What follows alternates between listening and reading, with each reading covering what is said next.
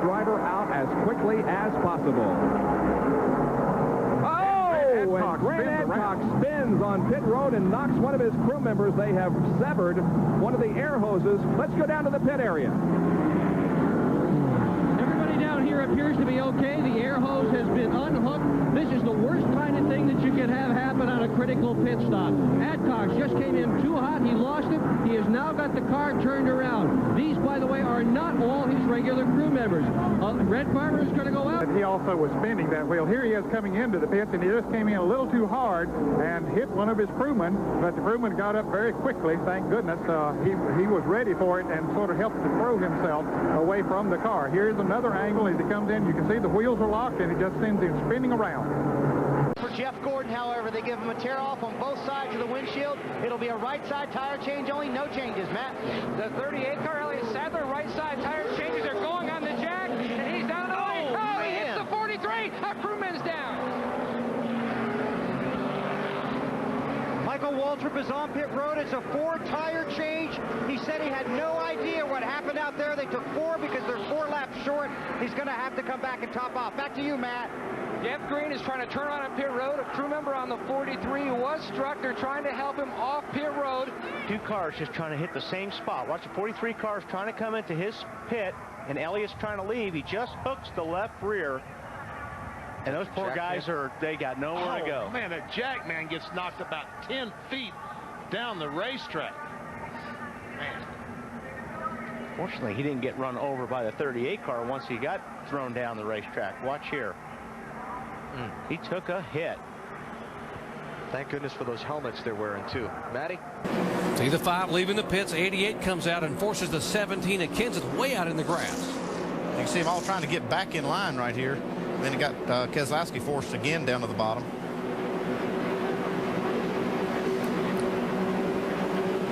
I have to say that's a mistake on Keselowski's part. He just took too much real estate coming out of his pit stop.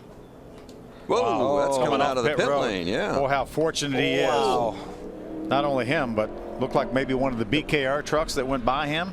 What happened down here? We've had a spin. There's trouble. Dick Trickle down off of turn 4 has spun around and hit the retaining wall at the inside, and boy, has he hit it pretty hard too. That's that pit entrance just off of turn 4. Pit wall rather hard. The top of the screen, watch it. Here comes Dick. Evidently started into the pits and maybe hit a slick spot or something and just slams into the end of pit wall. Those big tires there. I expect we're going to have a little time here now to replace those tires. Getting 4 tires, a fast stop, no chassis adjustment, just a little tight. He also got a fresh drain. Oh, trouble on pit road. My goodness. Ward Burton has gone through Ricky Rudd's pit crew after contact leaving his stall. Oh my gosh. As it looks like maybe the NASCAR official.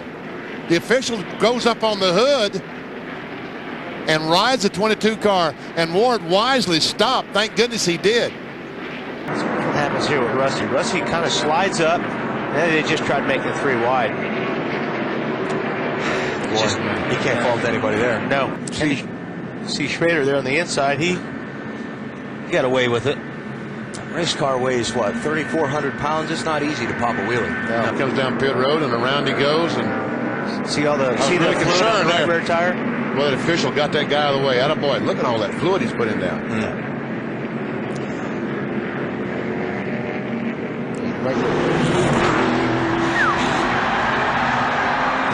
that's scary. Good thing that was then and not when everybody was pitting race cars. It'll be 17 laps to go, and they come. Here we go. Around goes the 38, the 4, the 1, the 33. Look out pit road. Look out pit road. Look out pit road. The 46, the 95, and the 12. You know, that's a place we've not normally seen the big wreck breakout, right in the middle of the tri-oval. I believe with this package that through the tri-oval, when people get under you, it just loosens you up just enough to get you sideways. It's like Mike Wallace got a little bit loose right there like you talked, Darrell, and then came back up into the car that was on the outside of it. Yeah, he bounced off a biffle, and when he did, there was a car under him, and they got together, and then away they went. Of course, half the field's behind him here shortly after a restart. Pit road. Casey Kane turned around. Typical Talladega wreck. Yeah. 2 cars get together, 12, 13 cars end up being victim. Yeah, Benson slammed up into the wall, and Bliss. Well, watch that 38 car go all the way across pit lane and slam right into it right there. From Dale Jr.'s pit, they see it unfold.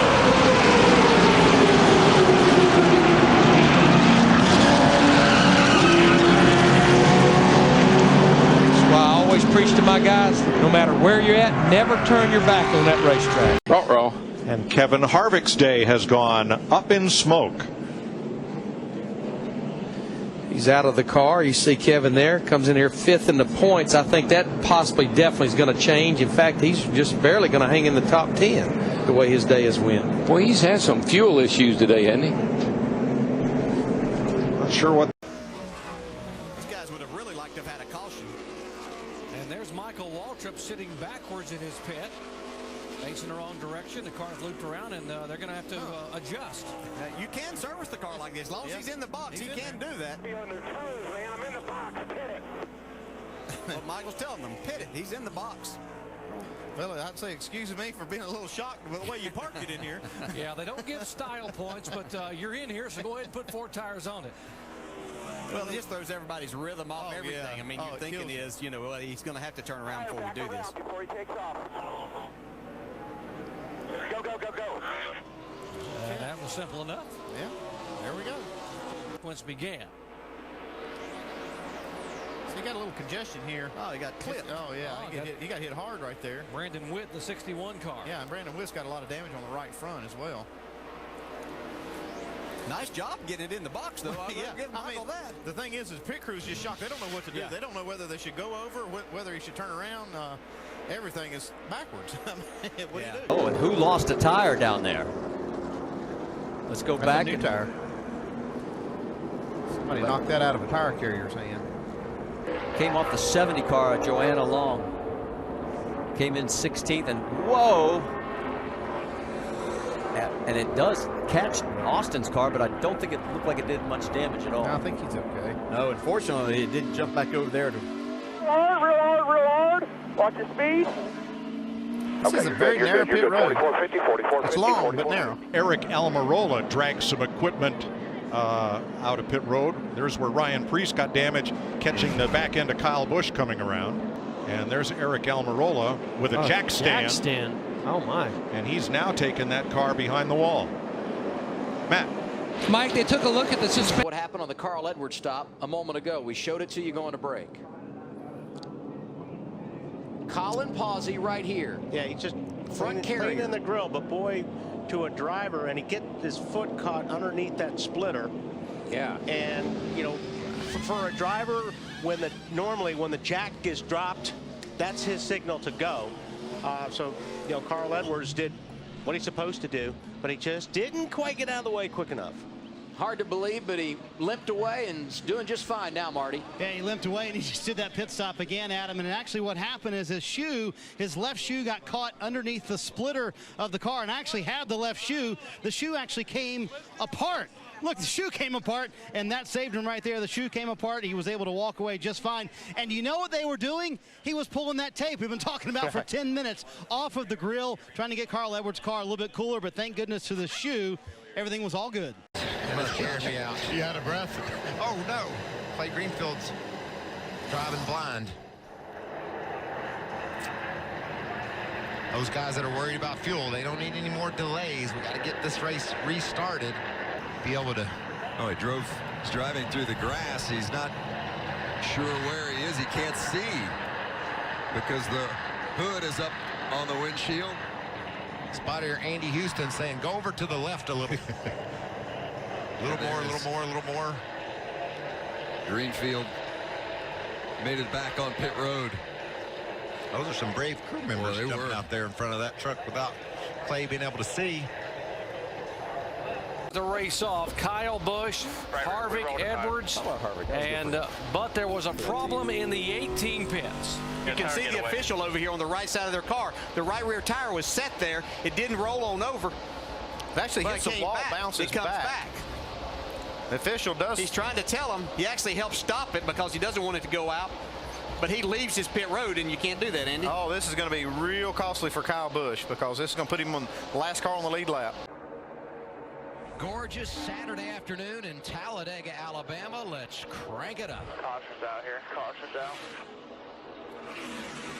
Well, that just did not work out as we had hoped. Right as we crank it up, we get our 4th caution of the day. Merry Christmas, Tyler Reddick.